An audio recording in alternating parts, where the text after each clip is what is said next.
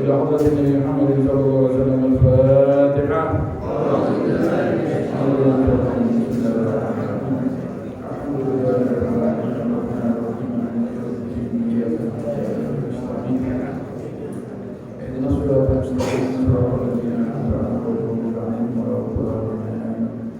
Bismillahirrahmanirrahim. Alhamdulillahi rabbil alamin wa bihi nasta'in ala umuri dunya waddin wassalatu wassalamu ala sayyidil mursalin sayyidina Muhammadin wa ala alihi wa sahbihi ajma'in. Rabbi shrah li sadri wa yassir li amri wahlul 'uqdatam min lisani yafqahu qawli.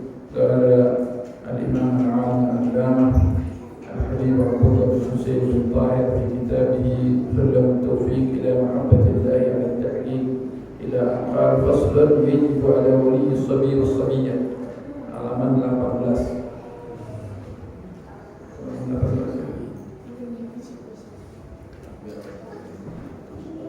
Faslan dapat sudah halaman 18. Ya, yajibu ala wali as-sabi was-sabiyyah al-mumayyizain an ya'murahuma bis-salati wa yu'allimuhuma ahkamaha ba'da 7 sinin wa yadribuhuma ala tarkiha ba'da 10 sinin ka sawmin aqadahu wa yajibu alayhi aydan ta'limuhu alayhi ta'limuhu ma yajibu alayhi ma yahrum wa yajibu ala ulati al-amr ulati al-kasar. Ini fasal yang kemarin kita belajar tentang tuhul mani wa zawalul mani, datangnya penghalang untuk tidak mampu melaksanakan sholat atau hilangnya pencegah daripada yang menghalangi sholat. Kalau sudah kita bahas itu. Kemudian fasal yang berikut ini adalah tentang kewajiban seorang wali, wali baik itu bapak, ibu, kakek, nenek, wali seorang anak. Maka dikatakan yajibu ala wali as-sabi was-sabiyyah, wajib bagi wali seorang anak laki-laki atau seorang anak perempuan, walinya, Apa yang wajibkan anak laki-laki atau anak perempuan yang bagaimana? Al-mumayyizain, yang sudah tamyiz. Anak kecil sudah tamyiz. Ini tamyiz itu bagaimana? Mumayyiz. Mengatakan al-mumayyiz itu yang bisa membedakan, anak yang sudah bisa membedakan tangan kanan sama tangan kiri, yang kanan sama yang kiri. Itu tafsir. Ada orang yang beberapa ulama menyatakan seperti itu. Ada juga yang mengatakan yang bisa makan sendiri, minum sendiri, istinja sendiri, bisa cebok sendiri. Itu dianggap itu sudah mumayyiz.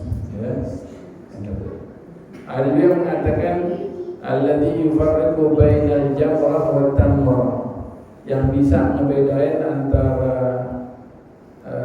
bara dengan orang. Dia bisa membedain ini yang berbahaya sama yang tidak berbahaya. Ini bisa. Anak kecil kan ada api dipegang aja batu ular, apalagi kita misalnya lupa apa, nggak tahu ada asap begini. Ini ada mengatakan mumayyiz itu seperti itu. Tapi katanya yang mengatakan itu anak yang mumayyiz itu yang sudah bisa makan sendiri, minum sendiri, dan yang paling besar adalah bisa cebok sendiri. Kalau di kamar mandi dia belum bisa cebok. Atau istinja, bahasanya istinja, sudah bisa istinja sendiri. Itu berarti kalau sudah bisa itu berarti anak tersebut dianggap sudah mumayyiz. Ini katanya, ini dikatakan bahwa wajib bagi atas seorang wali, baik itu wali anak laki-laki atau wali daripada anak perempuan, daripada kedua anak tersebut yang sudah mumayyiz, an ya'murahuma bis-shalah, nyuruh anaknya untuk sholat.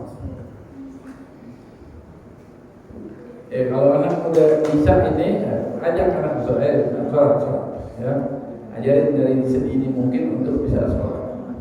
Kalau belum main, kalau mau bawa biar dia tahu, biar dia terbiasa biasa untuk melihat. Yang penting kalau ada orang bawa anak, dia agak diperhatiin anaknya, ya. Jangan sampai dia akhirnya mengganggu, bercanda, tabrakan, mengganggu orang-orang yang sedang sholat, ya, orang yang sedang sholat. Jadi bukan ada orang kenapa anak kecil nggak boleh bawa masjid, boleh kok, yang penting diperhatiin, ya, yang penting dijaga, yang penting dibimbing, itu perlu banget anak-anak perlu dibawa ke masjid. Atau dengan itu kalau anak-anak kecil. Nah ini pembahasan di sini adalah anak yang sudah mumayyiz. Anak kalau sudah besar dan ngerti udah bisa diajak. Ada juga yang mentafsirkan tak mumayyiz itu yang bisa diajak tanya jawab. Kalau diajak ngomong udah ngerti tahu jawabnya. Ya bisa berdialog lah. Alhamdulillah, anak kecil baik laki-laki dan perempuan kalau sudah seperti itu udah ada ngerti. Awalnya perintahin sholat, ayo sholat, ajak sholat. An ya'murahuma bis-sholati wa yu'allimahuma ahkamaha. Bukan hanya nyuruh aja, tetapi juga diajarkan, diperintahkan untuk sholat dan ngajarin hukum-hukumnya. Jadi kasih tahu ini caranya begini sholat. Ya, rukun sholat ada sekian, sebelum sholat syarat-syaratnya ada, harus berwudu, wudunya diajarin, ya, dari sedini mungkin, ya. Kemudian diajarin kaifiyah cara-caranya sholat. Pertama cara wudu begini, tunjukinnya begini caranya, ini begini, bacaannya seperti ini, niatnya seperti ini. Kemudian sholat, ya kalau mungkin masih gitu yang bisa gerak-gerik aja, tapi kalau sudah mumayyiz ajarin bacaannya, Fatihahnya, ya. Kemudian mungkin doa iftitahnya, surat-surat pendeknya, ajarin bacaan rukuknya, sujudnya, i'tidalnya, duduk di antara dua sujud, diajarin dari kecil. Hingga nanti kalau sudah balik sudah bisa semua, ya. Sama-sama dia tahu hukum-hukumnya. Wa yu'allimahuma ahkamaha ba'da sab'i sinin, ketika sudah berumur 7 tahun. Ya. Jadi diberikan dari umur 7 tahun itu anak ajak. Anak kamu sekarang udah 7 tahun, ayo kita belajar sholat. Belum belajar ngajinya sebelum 7 tahun, udah 7 tahun udah bisa masalahnya. Dia tahu gimana cara wudu yang benar. Ya, tahu cara berwudu. Lihatin cara wudu. Begini caranya. Pertama diajarin, habis itu suruh dia kerjain sendiri. Bisa apa enggak? Sholatnya begitu juga diajarin, habis itu disuruh coba sendiri. Ayo coba sholat. Sampai ketika kita ajak ke masjid, dia diajak sholat udah bisa, udah ngerti, udah paham tuh anak. Kita perlu nasihatin juga, ini sholat bukan waktunya bermain, ya. Mau main di habis sholat terserah. Tapi ketika sholat ini waktunya ibadah, harus kita khusyuk. Ini perlu anak-anak kecil dikasih sudah diingetin. Anak-anak kecil itu masya Allah, main dorong-dorongan, main ini apa yang teriak-teriakan, belum lagi yang nangis yang macam-macam. Nah, jadi anak-anak kecil sedini mungkin pun perlu diajarkan. Oh, ini kewajiban atas wali, bapaknya atau ibunya atau kakeknya, dia wajib ngajarin. Kalau dia kagak bisa, saya juga ngaji, suruh ngaji. Datang ke Ustaz, suruh nih anak dong, Ustaz, tolong anak ajarin anak saya ini biar bisa sholat, biar bisa wudu, biar bisa macam-macam. Suruh anak ngaji, bawa, ditipin sama Ustaz. Bilang Ustaz, kalau nggak bisa, kagak ngerti, pukul aja, ya. Sering gitu, ya. Kalau nakal-nakal dipukul, ini kagak sekarang. Gurunya mukul anaknya, laporin. Akhirnya itu guru kena kasus. Anaknya nggak jawab, dia bakalan jadi benar kalau bapak segini. Kalau bapaknya nggak diterima, anaknya dididik sama di guru, ini anak bapaknya akan menyesal dan anaknya akan dia akan menyesal dengan namanya kalau berguru, kalau seseorang itu mau belajar harus menyerahkan dirinya seluruhnya kepada guru. Kalau kita mau nitip anak mau belajar saya tolong ngajarin anak saya biar benar sampai benar ya. Try semuanya, diapain kayak gitu, pokoknya sampai bisa. Kalau strap deh, pukul. Orang dulu kan begitu. Kalau orang dulu nitipin anaknya dulu, biarin bagaimana mati juga gak apa-apa deh. Masa iya guru mau bunuh anaknya kan gak mungkin. Ya. Tapi saking kepengen tiap orang tua tuh mikir, oh anakku biar jadi, biar pintar, biar ngerti, biar tahu cara menghadap kepada Allah Subhanahu Wa Taala. Itu orang tua yang benar. Ada orang tuanya sekarang yang perlu dididik tuh bukan anaknya, orang tuanya perlu dididik.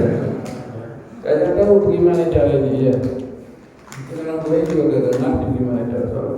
Anak kuliah seperti itu. Pertama kewajibannya atas suatu orang tua itu wajib mendidik. Kalau dia gak sanggup, kirim ke guru, kirim ke ustadznya tolong ajarin anak saya. Ajarin anak saya biar ngerti, biar tahu baca Quran, biar bisa sholat, biar bisa wudu. Nih orang tua juga harus perhatiin tuh Ustaz. Ustaz harus diperhatiin, guru Ustaz harus diperhatiin. Ini kadang-kadang sama guru ngaji, sama guru orang tua kagak perhatian banget, ya. Wah, uli les ini, les itu, wah, dan kacak tuh yang dipelajari jangan sampai akhirat, ya. Nggak bikin tuh anak jadi benar juga kagak. Tapi yang menjadi anak itu benar nggak diperhatiin sama orang tua. Ya. Sian guru-guru ngaji itu ya nggak diperhatiin. Ini orang tua yang memang perlu dididik juga orang tua. Dan kalau dia ngaji dia bakal duduk siapa yang doain, yang bisa yang ngajarin ngaji, yang ngajarin baca doa siapa? Ya gurunya, ustadznya. Enggak, guru-guru privat, guru les itu nggak ngerti, nggak bakal ngajarin yang seperti itu. Dia bakal mati, dia yang bilang, oh dibacain Yasin, dibacain ini, didoain. Ya, yang ngajarin siapa? Guru, ustadz, yang besar kampung, mungkin musola di masjid atau di madrasah, itu sangat harus diperhatikan. Ya, mereka sudah meluangkan waktunya untuk mendidik anak-anak kita, masa kita nggak mau balas dengan kebaikan. Ya.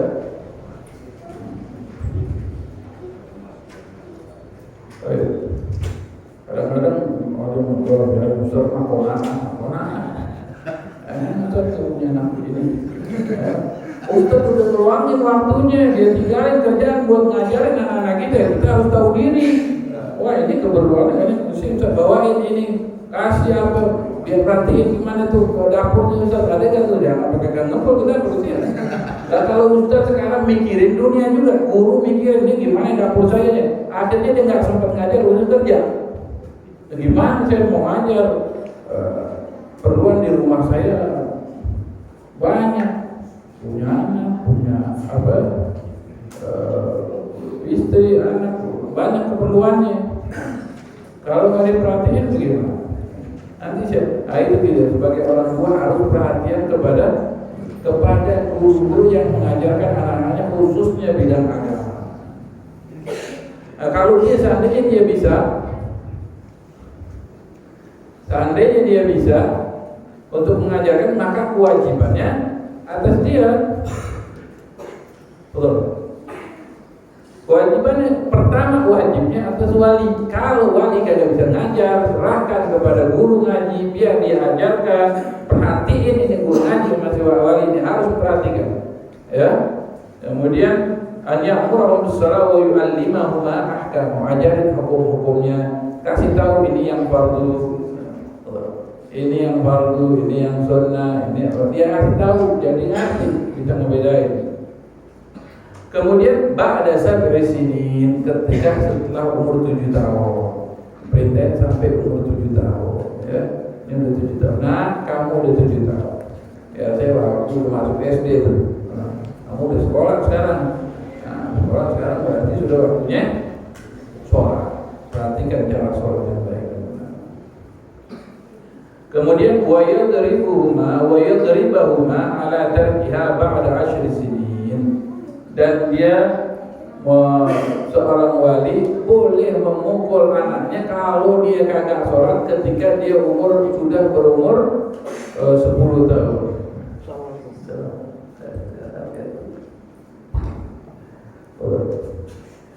Ya, wa yadribuhuma ala tarkiha ba'da 10 sinin. Si wali boleh memukul anaknya, bukan boleh Pak, karena harus pukul anaknya kalau dia udah umur 10 tahun masih ogah sholat. Dikasih tahu kagak mau, siapa itu? Rotan, ya. Pecut. Anak kagak sholat, sabet sambuk, ya. Gesper juga boleh. Pakai yang ada buat nyambuk kemana? Ini dapat doa dari Rasulullah kalau orang yang menyediakan sambuk di muka di rumahnya. Ya. Rasulullah sudah mengatakan muru auladakum bis-shalah wa hum abna'u sab'in wadribu ala tarkiha wa hum abna'u 'ashrin. Kata baginda Rasulullah, perintahkan anak-anakmu untuk sholat ketika umur 7 tahun dan pukul anakmu kalau udah 10 tahun kagak sholat. Udah 10 tahun masih kagak sholat juga diperintahin kagak mau sabet, ya. Umur 7 tahun dilatih.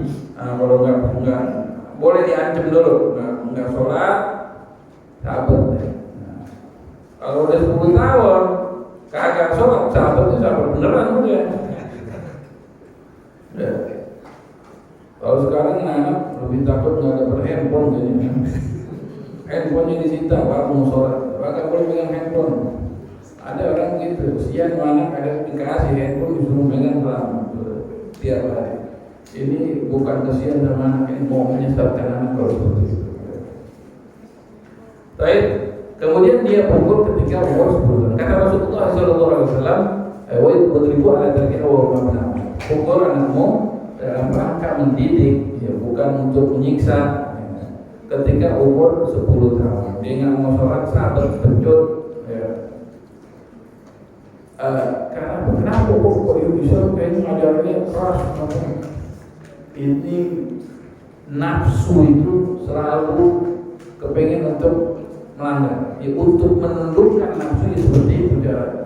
Realnya dari kecil ditundukkan nafsu, ya, mungkin dengan dokter pukulan, ya. Kata Rasulullah SAW, rahimahullahu ra'an 'allaka sawtan fi darik. Katanya Allah Subhanahu didoain Rasulullah, semoga Allah merahmati kepada seseorang yang gantungin pecut di rumahnya. Enggak benar. Taruh dari rotan ya. Pecut. Ini kata Rasulullah, rahimahullah, semoga Allah merahmati. Gantung macam-macam. Ambilin rotan, sabet anaknya. Kagak ngaji, malas, sabet. Tidak urusan sholat dan urusan yang lain juga begitu, memang tidak. Ajar ditinggalkan anak itu biar terbiasa. Ya buat sholat aja, kalau dia misalnya ngomong, apalagi sekarang bocah-bocah sekarang ngomongnya kasar, sabetin, ya. Baru dengan rangka dalam mendidik, jangan bicara kotor, jangan bicara kasar, jangan begini. Ya. Cara mendidik seperti itu. Udah ada yang bilang, bukan zamannya bagaimana caranya sekarang? Ala kulihat seperti itu. Sekarang ini hamnya ini enggak. Yang paling bagus ajaran yang diajarin sama Rasulullah itu paling bagus. Bilang, oh ini sudah nggak relevan, jangan nggak ada relevan, otak ini nggak ada relevan. Udah Rasulullah udah paling yang tidak mengucap kecuali dari wahyu, terus dia bilang nggak cocok, otaknya nggak cocok. Ya, kemudian apa? Wajibu wa yadribuhuma ala tarkiha ba'da 10 sinin kasawmin ataqul. Begitu juga seperti puasa. Puasa kalau dia udah mampu dari 7 tahun dilatih, kalau udah 10 tahun puasa. Biasanya kita nih pendidikan kita dari kecil diajarin setengah hari dulu. Ya. Ini umur 7 tahun, puasa setengah hari ya, ambil zuhur. Dan nggak ada puasa setengah hari, nggak ada. Benar ya, tapi kan ini mau mati dalam rangka mendidik, dikit-dikit puasa ambil zuhur. Ntar ambil zuhur puasa lagi nggak boleh makan minum lagi ya. Ntar besok naik, kalau setelah sekian hari naik sampai asar.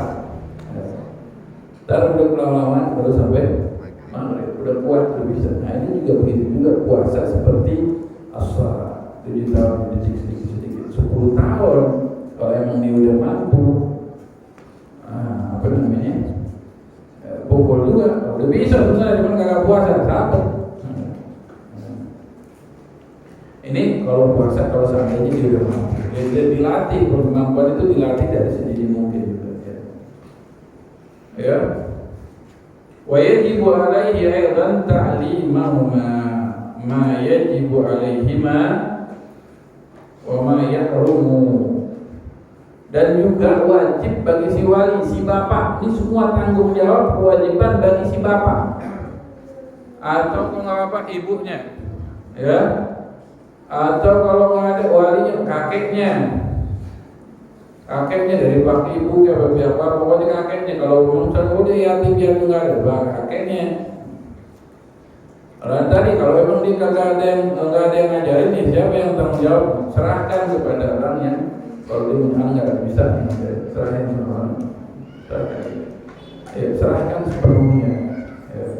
Kalau mau menyerahkan anak kepada guru, serahkan sepenuhnya. Pokoknya serahin semua. Ini kan udah pindah tanggung jawab, ya kan? Artinya dia harus sekarang sesuatu bagaimana caranya biar anaknya menjadi benar. Dan juga kewajiban sebagaimana wajib seorang wali untuk mengajarkan bagaimana cara sholat, hukum-hukumnya yang berkaitan dengan sholat, syarat-syaratnya, rukun-rukunnya, begitu juga puasa. Dan juga wajib bagi wali mengajarkan semua apa saja yang wajib atasnya. Kamu harus puasa, kamu harus tutup aurat, kamu harus begini. Ajarin semuanya. Yang boleh sama yang nggak boleh. Kamu nggak boleh begini, kamu nggak boleh begitu. Harus begini, harus begitu. Ajarin semuanya. Jangan kan, masih bocah. Kapan bocah? Udah lulus SD, udah balik, masih anak-anak. Udah SMP, masih anak-anak. SMA, anak-anak itu kapan menjadi dewasa? Islam mengajarkan agar anak lebih cepat dewasa. Tuh, dewasa makanya balik itu rata-rata umur berapa? 12 tahun nih kita rata-rata. Itu sudah dewasa. Kalau orang sudah anak sudah balik, bukan lagi anak. Dianggap itu menurut saya udah dewasa. Dalam artian sudah menjadi tanggung wajib. Jadi namanya mukallaf. Apa itu mukallaf? Mukallaf itu yang sudah mengembang pahala dan dosa, tanggung jawab udah diemban sama dia. Ya, kita ajarin nanti kalau kamu sudah balik, kamu suka bukan lagi anak kecil. Kamu sudah balik berarti kamu sudah dewasa. Perilakunya pun harus beda. Kamu harus begini. Ini yang kamu boleh kerjakan dan yang kamu harus kerjakan, dan ini yang tidak boleh kamu kerjakan, harus kamu tinggalkan. Ajarin semua, ini yang halal, ini yang haram, ini yang boleh, ini yang tidak boleh. Ya. Wa yajibu alaihi aidan ta'limahuma ma yajibu alaihima wa ma yahrum. Apa yang wajib kamu harus puasa, kamu harus begini, harus begini, harus begitu. Kemudian wa yajibu, kemudian setelah itu wa yajibu ala ulatil amr qad tarikus salat kasalan in lam yatub. Ini bahasa masalah lagi, tapi masih berkaitan dengan sholat. Katanya wajib bagi pemerintah, ulatul amr, pemerintah. Wajib kan siapa? Pemerintah yang menjalankan syariat Islam pastinya. Ya. Apa wajibnya? Qatlu tarikus shalah, membunuh, memenggal orang yang meninggalkan sholat. Kasalan, kalau dia kasalan males, illam yatub, kalau dia nggak taubat. Tarikus sholat, orang yang ninggalin sholat. Ini orang ninggalin sholat ada dua macam. Orang yang meninggalkan sholat menurut mazhab Syafi'i, kalau ninggalinnya males, tahu dia wajib tapi males ogah-ogahan. Ada juga orang yang meninggalkan sholat juhudan, dia ingkari kewajiban sholat. Sholat sih nggak wajib buat saya. Mengingkari kewajiban sholat. Kalau dia mengingkari kewajiban sholat, maka dia suruh wajib tobat kan? Kalau enggak dipenggal, hukum, ya, dipenggal.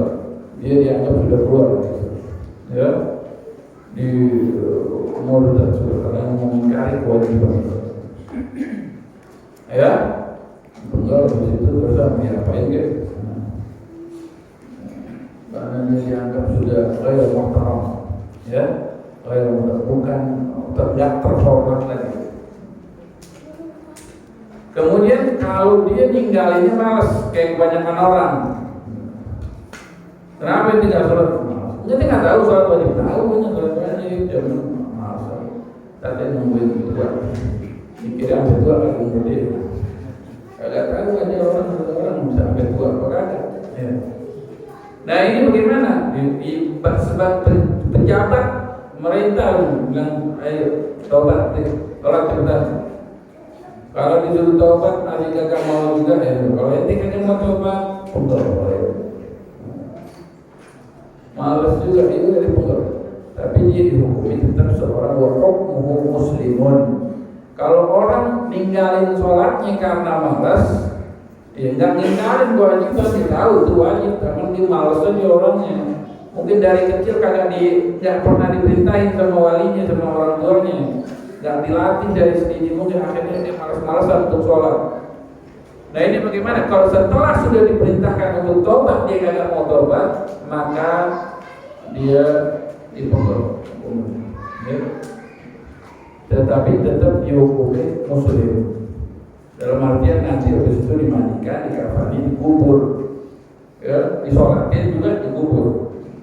Muslim, dan muslim asli. Lain lagi kalau tadi yang mengingkari kewajiban sholat, sholat itu wajib buat saya, macam-macam mengingkari kewajiban sholat, berarti dia udah keluar Islam. Disuruh tobat, wajib bagi imam untuk tobat kan? Tobat dia suruh meyakin bahwa sholat itu wajib dan dia harus melaksanakan sholat itu. Dan kalau kagak, maka dia dianggap sudah murtad, sudah keluar dari Islam. Ya, karena dia menjalankan sholat ini, maka dia dihukum dipenggal, kemudian nggak perlu mandi, sholatin di kapan ini kubur, terserah mau diapain, mau dilempar lagi, kasih makan singa. Ya, kemudian, nah ini seandainya ini berlaku, Masya Allah, yang malas-malas dilaporin kemudian dihukum, ya Allah musola masjid belum, ya. Dibikin kuburan khusus, ya, kobernya khusus orang-orang yang kagak sholat. Ada orang yang pergi gitu dijadiin kuburan khusus orang-orang yang kagak sholat.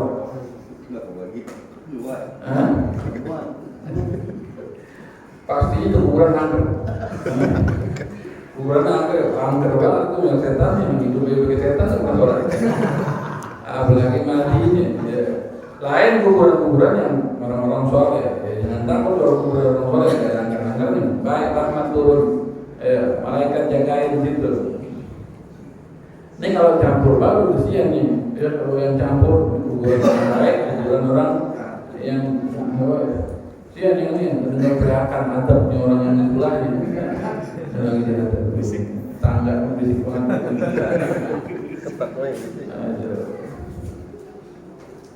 Baik,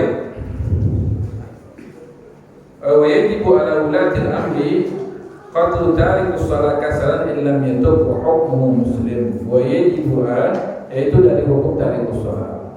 Istilah ada kata pepatah kita mengatakan ala bisa karena biasa. Kalau udah biasa sholat jadi masa enteng. Sholat ini berat. Innaha lakabiratun illa 'alal khashiyin. Sholat ini berat. Jadi orang-orang yang khusyuk. Ya. Jadi kadang-kadang imam bacanya panjangan bacanya surat ini panjang banget, kayak capek banget ya. Dan kalau dia mau ngantri sesuatu panjang mobil dilakonin, mau beli ini beli yang fenomenal, untuk beli makanan yang ngantrinya bisa sampai keluar-keluar, mau ngantri tiket panas-panasan lagi, dia lakonin dia keluar aja. Ya. Tapi begitu sholat berapa sih selama namanya sholat berapa duitnya? 10 menit juga udah lama banget itu. Ya. Romannya dibaca main bahasa Arab sabihi salatakan ya. Kalau orang-orang yang khusyuk dia tidak merasakan berat, bahkan merasakan nikmat yang ibadah. Habib Umar bin Abdurrahman Al-Attas pernah suatu waktu beliau ini Umar bin Al-Attas beliau ini dia ibadah selalu lama berdiri, sholatnya luar biasa. Katanya nggak capek ya begini sholat lama berdirinya banyak banget sholatnya. Kalau orang merasa nikmat, merasa enak, jangan merasakan capek. Lihat tuh kayak orang yang hadir konser misalnya, ya, ada konser. Emang hadir nonton konser dulu? Wah, ada berdiri. Emang ada 5 menit doang konser? Apa jam-jam misalnya? Wah, bukannya berdiri jingkrak-jingkrakan lagi. Kuat. Masih capek gak? Gak. Kenapa? Ngerasa enak karena dia nyaman hatinya. Ketika seseorang merasa nikmat, nyaman dengan sesuatu, dia nggak merasa capek. Seseorang yang melakukan mengerjakan sesuatu apabila dia kerjakan dengan senang, dengan bahagia, dengan gembira, dia tidak akan merasakan kejenuhan ataupun capek. Tapi kalau orang merasa ini ada beban, tanggung jawab, capek, jadi segala sesuatu nikmatin, apalagi ibadah harus merasakan kenikmatan. Al-Quran Habib Umar bin Abdurrahman Al-Attas pernah ditegur itu. Nikmatnya nggak kenapa-kenapa. Sampai akhirnya pernah waktu dia melihat ada orang lagi pesta. Ya pesta itu mungkin ada pernikahan, ada pesta, pada joget-joget, pada nyanyi-nyanyi, pada kira-kira. Kata dia bilang, apa itu malu nih? Itu dia berdiri, nggak capek berdiri. Kalau kayak kita bilang kayak orang lagi nonton konser gitu, nggak capek. Enggak, karena dia ngerasain menikmati. Dan begitu juga apa yang saya lakukan ketika dalam sholat, saya merasa menikmati ibadah kepada Allah Subhanahu wa Ta'ala. Kemudian doa itu kalau ada itu sumpah itu orang-orang yang pada mabuk-mabukan pada ini. Ada orang lagi mabuk-mabukan lagi pada musik, pada apa ya? Kalau kita mungkin dangdutan atau hukum pada apa macam-macam. Sumpahin beliau, didoain sama beliau. Orang lagi maksiat nih, didoain. Yang maksiat lagi senang-senang, doanya ini dikaret sampai mulutnya, mulutnya wah didoain ini langsung kualat semua urusannya. Apa doanya? Kata beliau mengatakan, oh ya Allah, Allahumma kama farrahtahum fid dunya fawarrikhum fil akhirah. Ya Allah, sebagaimana Engkau gembirakan dia di dunia, gembirakan juga di akhirat. Ya orang lagi poya-poya gitu bilang, ini kan lagi girang. Kata ya Allah, sebagaimana Engkau girangkan dia di dunia, girangkan juga di akhirat. Itu pengen juga begitu kan. Tapi apa? Berkat doa beliau, orang saleh, orang yang dekat sama Allah Subhanahu wa Ta'ala, doanya kabul. Setelah itu enggak berapa lama semuanya mereka taubat, jadi orang baik. Enggak perlu disumpahin. Ada orang yang berbuat maksiat, berbuat dosa, doain yang baik. Rasulullah SAW ketika ke Taif, bagaimana? Rasulullah ditimpukin, dikabur macam-macam, sampai berdarah, giginya pecah, ya sampai berdarah. Malaikat gunung datang melalui malaikat Jibril. Kalau bilang kepada Rasulullah yang begitu, kalau memang ini orang Taif mau kita tuplakin ke gunung di atasnya, kita tuplakin, tinggal nunggu perintah Rasulullah aja. Apa kata Rasulullah? Kata Rasulullah, mereka nggak tahu, mereka nggak paham. Kemudian Rasulullah berdoa mudah-mudahan dari keturunan mereka ada orang-orang yang bakal menjadi penolong agama ini.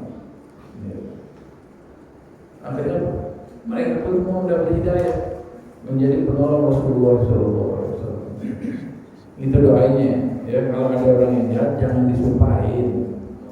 Karena kalau disumpahin takutnya berbalik kita. Ya, doain yang baik-baik aja ya, mudah-mudahan dapat hidayah. Tapi dia begini. Rasulullah ditimbukin sama darah, kita nggak ditimbukin sama darah.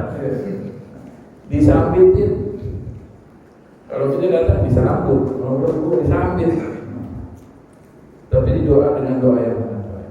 Bahkan Rasulullah nyalakan ini, ya Allah mungkin ini kekurangan dari saya. Yang benar-benar yang terkumpulkan apa Allah bifara ubani. Kalau nggak marah pada kamu nggak perlu dia, penting didoa. Itu bagi Rasulullah. Nah ini seperti ini. Ya, jadi kalau ada orang-orang yang mungkin berkelakuan tidak baik, doain. Kalau dia muslim ini kan saudara-saudara kita juga. Jangan sampai terpecah belah karena urusan-urusan dunia, urusan partai, urusan ormas, urusan ini, urusan itu jadi urusan pecah belah. Ya. Boleh berbeda pendapat, tapi kita yakini bahwa kita satu. Kita umatnya Rasulullah, Muslim, Mu'min, billah min Rasulullah. Ya. Nah ini begitu juga kalau ada orang-orang sekarang misalnya nggak sholat, jadi ingetin, sholat jangan kagak sholat. Emang mau hidup di dunia terus mati susah nanti kalau nggak sholat, azab nanti dia ada di kubur, nanti ingetin, sehatin. Ya, umur udah banyak, ini masih nggak sholat juga mau ngapain? Emang itu pikir neraka cuma cerita doang? Fiktif nyata, perkara nanti. Jangan pakai tunggu tarsok, akhirnya mati kalau nggak bisa bertobat. Kita sholat. Ya, kita nasihatin. Kalau ada yang jangan diomongin. Ya, jangan gitu. Ada orang berbuat salah, berbuat yang enggak, jadi bahan omongan.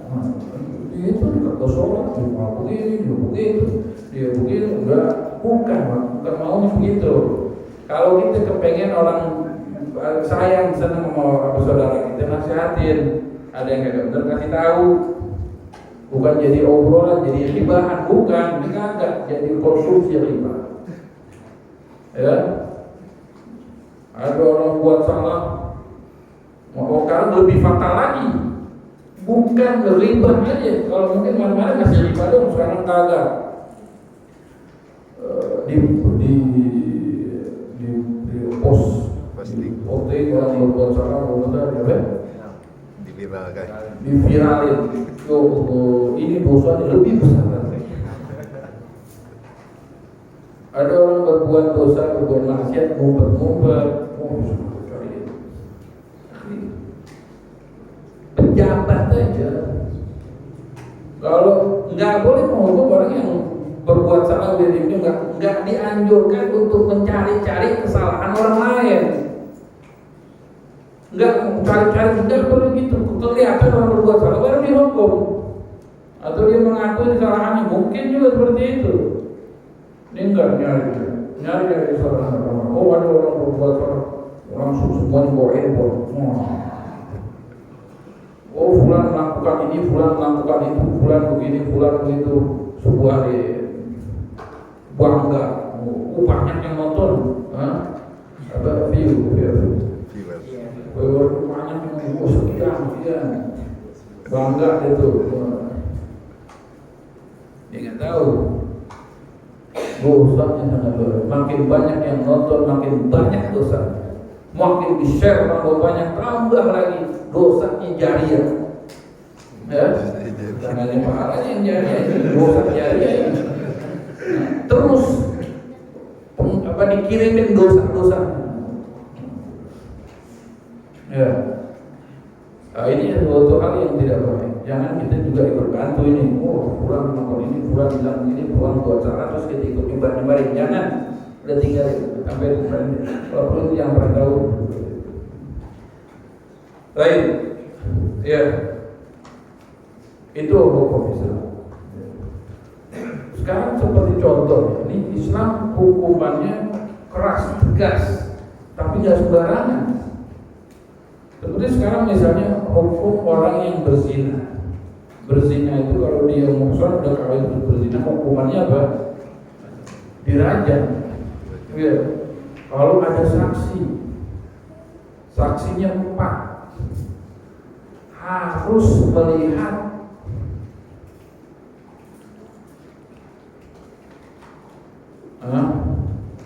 melihat dengan mata kepala zuhurul hasyafah bil farj, ya, ketika berhubungan kelihatan itu, melihat,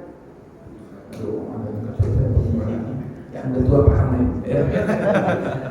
Harus lihat seperti dari dipamerkan seperti katanya seperti empat mata masuk ke bawahnya itu. Nah, kalau saya melihat itu dia turun naik melihat itu enggak. Kalau saudara juga saya melihat dia turun naik enggak. Ini enggak diterima. Kalau seandainya dari 4 saksi 1 aja berbeda daripada yang lainnya, maka 4-4-nya dia dicabut. Ya, dia ini bebas. Ya. Ini yang dicabut, itu yang dia hukum bebas. Lagi dia nggak ngaku, kalau dia ngaku lagi nanti hukum. Ya. Nah ini hukum Islam tegas, tapi juga ada ketentuan yang nggak sembarangan. Oh ini dia, lagi kumpul ini. Itu lihat benar hukum yang begitu aja. Oh dia berzina.